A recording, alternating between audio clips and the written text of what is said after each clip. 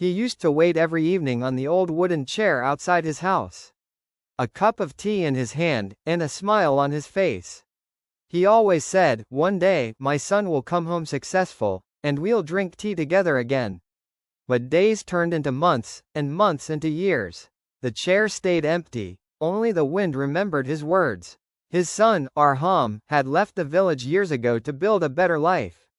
He worked day and night, chasing money, success, and status. Every time he wanted to call his father, he said, "I'll do it tomorrow. I'm just too busy today." He didn't know that tomorrow was not promised. One evening, Arham's phone rang. It was a neighbor from the village. With a trembling voice, he said, "Son, your father isn't waiting anymore." The cup of tea had turned cold.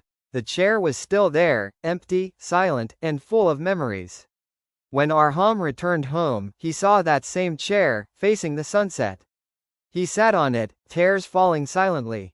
He whispered, "Abu, I made it. I did everything you dreamed for me.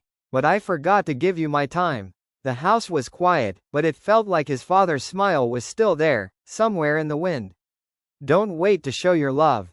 Don't wait to say, "Thank you," or, "I miss you." Money can wait, but time doesn't. Because sometimes, when you finally come home, the people who were waiting for you aren't there anymore. Stop balloons, spend time with your loved ones before the chair becomes empty.